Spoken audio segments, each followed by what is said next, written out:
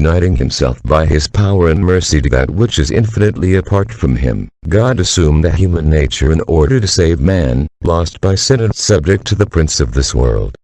Here, in general terms, is the mystery of Jesus Christ, our Lord and Redeemer, as we explained it in the last classes.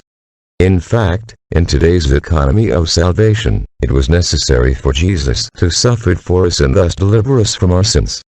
As we have seen, only He, the perfect priest and victim, could satisfy in His own flesh the crimes that humanity, seduced by Satan, launched from the beginning of divine justice and honor.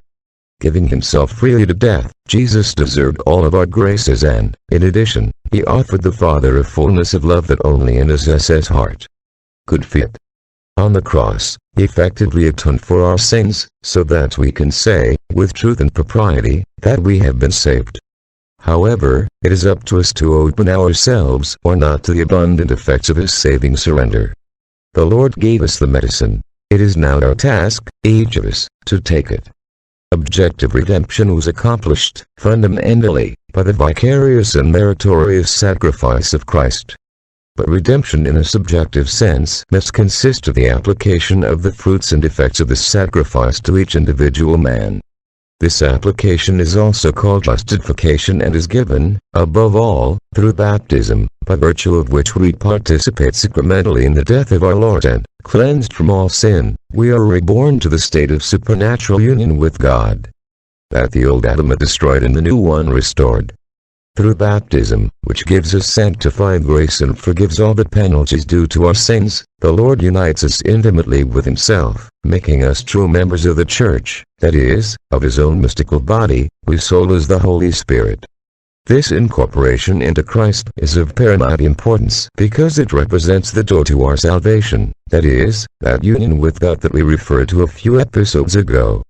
In other words, the way God found to unite us and thus save us was to pour the Holy Spirit into our hearts in the sacrament of baptism and become members of the Church, with which His incarnate Son conforms to a only mystical person, the total Christ, head and limbs. Jesus Himself spoke to us of this mystery when He said, during the Last Supper, "The branch cannot bear fruit by itself, unless it remains on the vine. So also are you. Neither can you bear fruit unless you abide in me.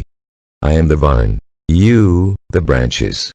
Whoever remains in me and I in him, he bears much fruit.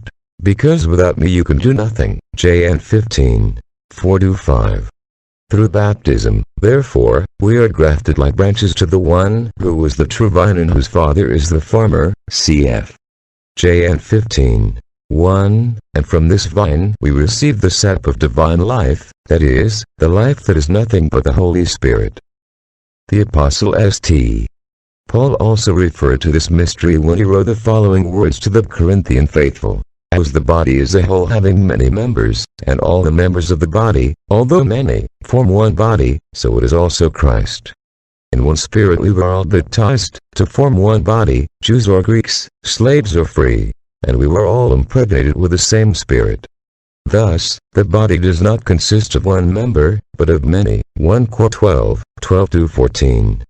The eternal Son of God, in becoming man, made it possible for a man to look at heaven and say without lying or pretending, "Abba, Dad."